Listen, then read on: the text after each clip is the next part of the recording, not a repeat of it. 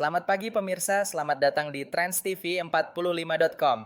Hari ini kita akan menghadirkan informasi dari Timur Tengah Selatan untuk menyaksikan kegiatan in-house training yang diselenggarakan oleh Sekolah Rumah Pintar Yonale CSOE. Berita selengkapnya. Kegiatan IHT ini diikuti oleh para pengajar di Sekolah Rumah Pintar Yonale CSU dengan tujuan untuk meningkatkan kapasitas dan profesionalitas mereka.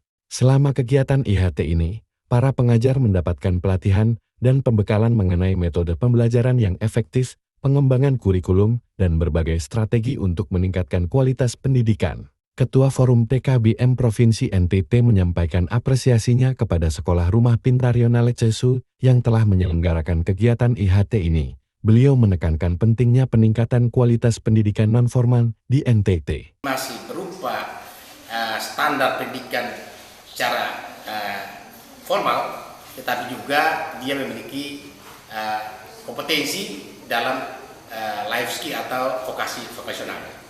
Nah, karena itu Rumah Pintar Yonale sebagai salah satu satuan pendidikan merasa penting untuk melakukan peningkatan kapasitas baik secara kelembagaannya maupun dari sisi pembelajarannya.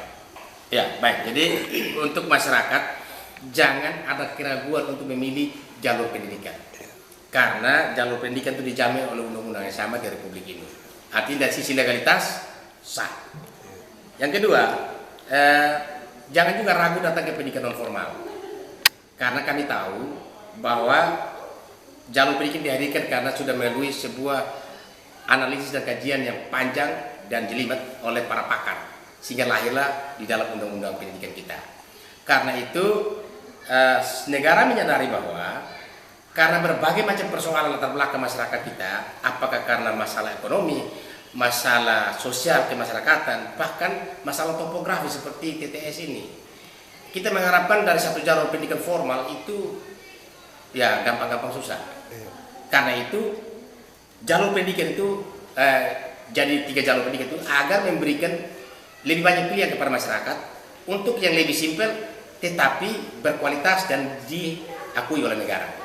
Karena itu kepada masyarakat jangan ragu datang ke PKBM atau rumah pintar yang ada di TTS ini atau bahkan di seluruh tempat di NTT ini, karena jaminan mutu dan kualitas outputnya sama, mulai dari proses sampai outputnya sama, dan itu diterima, dihargai oleh negara.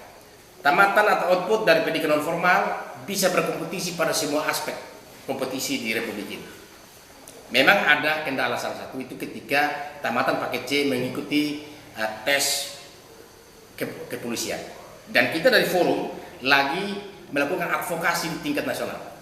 Kenapa tamatan paket C bisa masuk perguruan tinggi negeri? Kenapa paket C bisa masuk dunia usaha, dunia industri? Kenapa tamatan paket C bisa ikut tes tentara dan angkatan-angkatan lain? Kenapa polisi tidak? Mungkin hal ini menjadi salah satu trauma bagi masyarakat. Jangan sampai paket C atau paket non formal ini tidak bermutu. Bukan itu, ini hanya masalah mindset. Karena itu saya himbau kepada masyarakat jangan pernah ragu untuk memilih salah satu dari jalur pendidikan, sesuaikan dengan kebutuhan dan kemampuan dan keberanian kita. Dan kedua, saya berhimbau kepada pemerintah daerah, mari kita bersinergi. Kalau program ini dijamin, dilahirkan dari undang-undang, dijamin oleh undang-undang, tapi yang mengerjakan adalah kami hanya aktivis atau pemerhati di pendidikan non formal, tidak akan. Karena itu saya himbau kepada pemerintah daerah, khususnya dinas pendidikan itu, supaya memperhatikan semua lembaga pendidikan, baik itu formal non formal di daerah ini secara sama rata.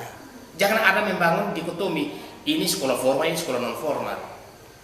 Kita membelajarkan anak bangsa yang sama dengan kualitas dan proses yang sama, yaitu standar nasional pendidikan dan undang-undang pendidikan itu sendiri. Sehingga pemerintah daerah juga punya tanggung jawab moral untuk memberikan sosialisasi kepada masyarakat. Karena kami dari forum juga memiliki keterbatasan. Karena itu dengan sinergi yang kita bangun dengan pemerintah daerah, khusus di TTS ini, saya berterima kasih karena pejabat-pejabat di dinas ini ketika kita via by telepon pun mereka respon. Itu yang saya jempol. Karena itu mari kita tingkatkan kolaborasi di antara kita supaya pendidikan pada 3 jalur ini bisa berjalan secara bersamaan tanpa membangun dikotomi, sehingga jangan menimbulkan keresahan di masyarakat. Baik, terima kasih atas waktu yang kami peroleh. Yang pertama, kami menyampaikan terima kasih kepada Pak Ketua DPW Provinsi yang sudah hadir di tengah-tengah lembaga atau Rumah Pintar Yonale Cisoe yang melaksanakan kegiatan selama 2 hari dan sudah selesai hari ini. Baik, untuk menyangkut dengan bagaimana supaya kalau bisa masyarakat atau warga belajar tahu akan tentang tempat atau waktu untuk belajar di PKBM maupun di Rumah Pintar, bahkan di SPNF atau SKB. Jadi dengan berbagai cara, yaitu sosialisasi kepada masyarakat lewat media-media, baik di gereja, member-member gereja, maupun di tempat-tempat yang dianggap strategi untuk disampaikan kepada masyarakat. Menyangkut dengan bagaimana caranya untuk mereka bisa belajar di situ, seperti yang tadi saya sampaikan, ada lembaga di sini, ada 36 lembaga, yaitu ada 33 PKBM, 1 Rumah Pintar, dan 2 SKB atau SPNF, wilayah 1 dan wilayah 2. Seperti itu. Mungkin ada pesan yang bisa disampaikan. Ada pesan yang bisa disampaikan ke masyarakat. Untuk pesan kami kepada masyarakat, jangan salah memilih, karena kembali kepada pribadi masing-masing. Karena pendidikan yang disampaikan oleh Ketua Forum Provinsi adalah 3 jalur itu sudah diakui oleh undang-undang, dan salah satunya adalah pendidikan non formal. Jadi pendidikan non formal itu juga merupakan bagian dari bagaimana mengembangkan diri. Dia bisa daftar sesuai dengan kemampuan atau keinginan, kan tidak dipaksa juga. Dia mau daftar di non formal, ya kami siap terima. Dari 33 PKBM, 1 Rumah Pintar, dan 2 SPNF atau SKB, siap menampung.